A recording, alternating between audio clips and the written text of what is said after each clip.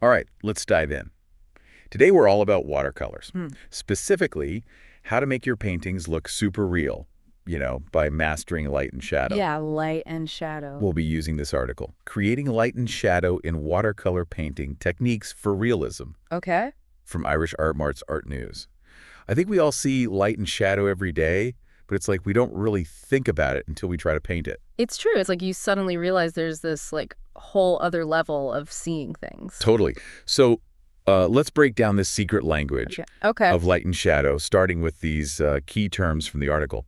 Highlight, midtone, core shadow, cast shadow, and reflected light. Yeah, those are like the basic building blocks. And once you get them, you can really start to see how artists are using light and shadow to create a mood or tell a story, even to like trick the eye into seeing depth when it's really just, a flat surface. Exactly. It's like, how do they make a flat painting look three-dimensional? Okay, so let me try this out. Go for it. If I'm picturing, let's say, a shiny red apple just sitting on a table, Okay. the highlight would be that super bright spot where the light hits it directly. Absolutely. It's like what gives it that juicy sort of three-dimensional look. And then imagine, you're following that light, right, as it starts to curve away from that brightest point. Oh, okay. That's where the midtone comes in. So that's what makes it look round, like a gradient, I guess you could say, right? Yeah, you got it. And then you've got the core shadow, Okay. which is the darkest shadow on the apple itself. Oh, so like where the apple curves away from the light, like underneath? But hold on, we're not done with shadows yet. Oh, there's more. There's more. We got to talk about the cast shadow. Okay. That's the shadow that the apple is casting onto the table. Oh, right. It's important to see the difference between those two. Okay, I'm seeing it, yeah. So then we've got reflected light. Yeah, that's a tricky one. Yeah, what's that all about? Well, let's say our apple is sitting on a white tablecloth. Okay. So some of that light would bounce back up from that tablecloth, and it would actually kind of illuminate the apple's core shadow a little bit. It would soften it. So even the shadows have like layers of light. Exactly. That's so cool. It is, isn't it? So the article talks about specific techniques, right, for recreating all this in watercolor. Yeah. And I've got to say, some of these just sound kind of tough, I get it. like glazing. Yeah. It seems so time-consuming. It can be. It can be. But it's like, think of it like building a stained glass window. Each layer of color, it adds depth and richness. You're laying down these transparent washes of color, and then you're letting it dry completely before you do the next one. Yeah, and it seems like you can mess it up easily, right? Yeah, you got to be patient. But honestly, that kind of slow, deliberate process, it can be kind of nice. I guess. Yeah. What about gradients? I know the article talks about wet on wet and wet on dry. Yeah, so gradients, they're all about making those smooth transitions, between the light and the dark. And those techniques just give you different levels of control. Like with wet on wet, you're putting the paint on when the paper's already wet. So the colors, they blend together, but it can be kind of unpredictable. A little scary, maybe? It can be, yeah. That's why there's wet on dry. Oh, right. So you're working on dry paper, which gives you like those sharper edges. Oh.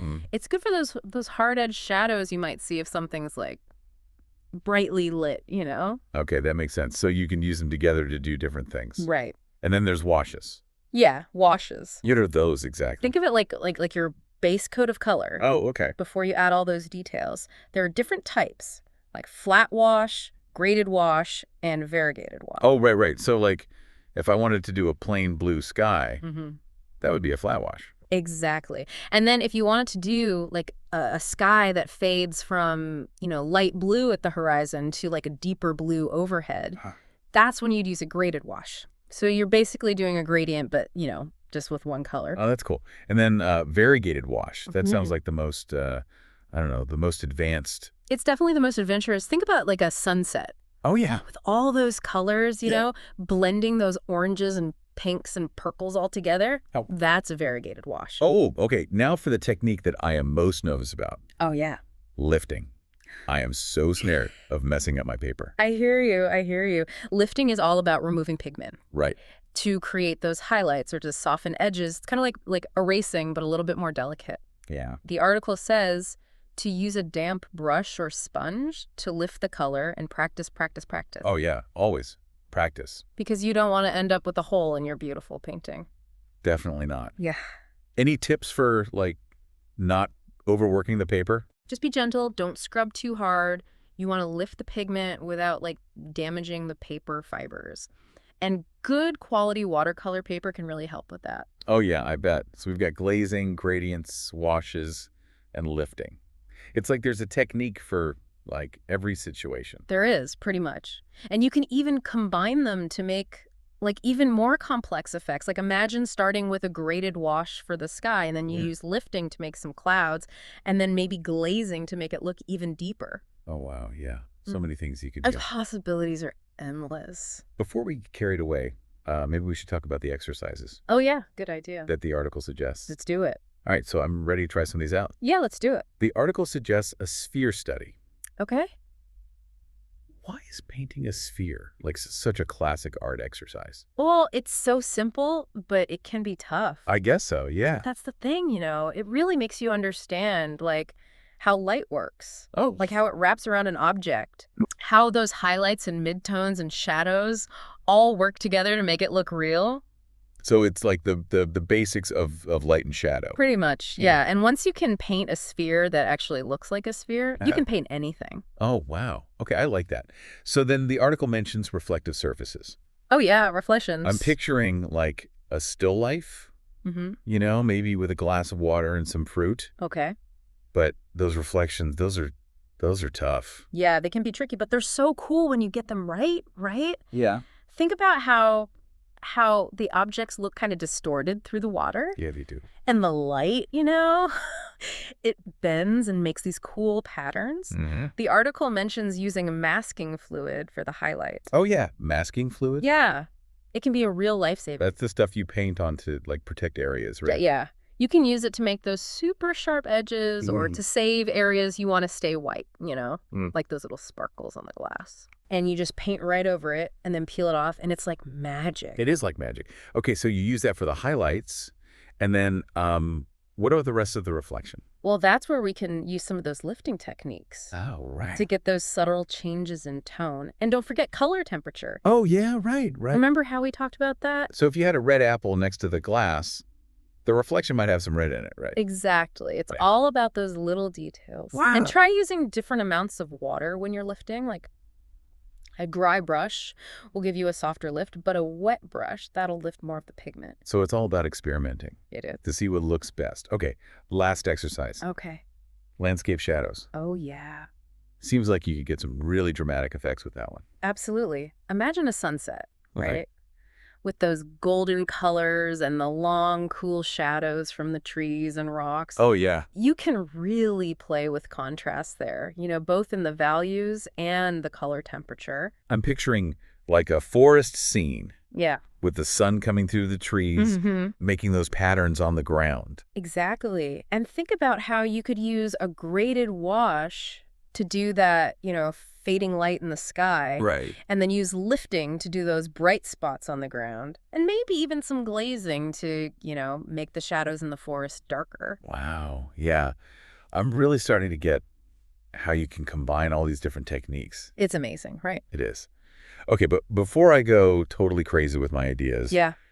I want to talk about those common mistakes. Oh, yeah, mistakes. Like overworking the paper. I do that all the time. It's easy to do. I think we've all been there. But remember, watercolor, it's transparent. Yeah. So you can see every brush stroke. Oh, yeah. The article really stresses that, like, just let the water and the paint do their thing. Okay. Yeah. Don't mess with it too much. Right. And you'll get these really cool effects just naturally. So less is more with watercolor. I get it. Mm-hmm. I've also been guilty of ignoring color temperature. Oh, yeah. You know, I just think of shadows as like darker versions of the color. Mm-hmm. But you've mentioned a few times how important it is to think about the light source. It's so important. Like, if you're painting, say, a sunny day, the shadows are probably going to be more blue. Oh, okay. And remember how we talked about with reflections, those shadows might pick up colors from other things around them? Yeah. It's all about, like, really looking at Not things. really seeing. Exactly. And you'll start to notice all those little things that make it look real. So it's not just about learning techniques. Right. It's about learning to see like an artist. Exactly. And once you start doing that, you'll find inspiration everywhere. Wow. Even just, how the light hits your coffee cup in the morning. Yeah. So it's those little things that people don't usually notice. Mm-hmm. Speaking of details, the article talks about planning ahead with value studies. Oh, yeah, value study. Yeah, and I have to admit, I usually skip that step. Oh, no. I just want to start painting, I get it. But then I end up messing up. Yeah. So why are value studies so important? Okay, so think of it like a raid map for your painting. Okay. So before you even get your watercolors out, you're like planning out the light and dark areas, just using black and white and gray. Oh, okay. So that way you can see the whole balance of the painting. Right. And you can make decisions about the contrast. Mm-hmm. And you won't get any big surprises when you start adding color. So it's like sketching out the basic shapes first. Yeah, it's like drawing the bones before you add the meat. Okay, that makes sense. You can use like a pencil or charcoal, right? Yeah, you can even just use a black and white printout of your photo if you want. Oh, okay. The point is to just see where the light is and how it's making those shadows. Okay, I'm convinced. Good. I'm going to try that. I think it'll save me some trouble later on. I think so too. Well, I am feeling super inspired now to just grab my brushes and start painting. Me too. But before we totally wrap things up, do you have any last thoughts or advice for anyone who wants to, get good at this whole light and shadow thing? Mm-hmm. I think my biggest takeaway is, it's not just about the techniques. Yeah. It's more about how you see things. Yeah. It's about, really slowing down. Mm-hmm. And seeing all those little details of light and shadow that we usually just don't even notice. Right. Like the way how the sun comes through the leaves on a tree, or the shadows that buildings make in the afternoon. It's all there, just waiting for us to paint it. It's almost like learning a whole new language. It is the language of light and shadow. Exactly. And just like any language, it takes practice. Yeah, for sure. But the more you do it, the better you get, right? Yeah. And the more you can express yourself. That's so true. Yeah. So for someone who's just starting out with this, what's the best way to practice this language?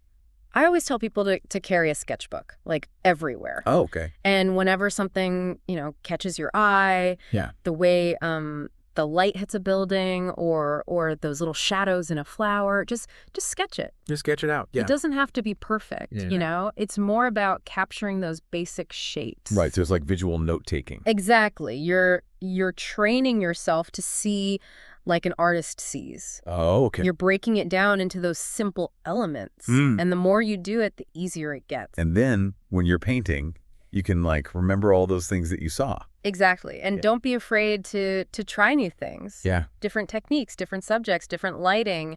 Watercolor it's so versatile. It is, yeah. You can do so many different things with it. That's what I love about it. Always something new to learn. Absolutely. And remember, there's no right or wrong way to paint. Yeah, that's true. The important thing is to find what you enjoy Mm-hmm. and let your own style come through. That's great advice. Yeah. Any last words of wisdom for our listeners?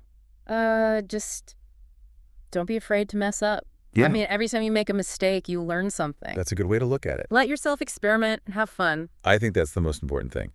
Well, thank you so much for talking with us about all this. Oh, it was my pleasure. It's been really, really insightful. I'm glad. And to everyone listening, happy painting. Happy painting.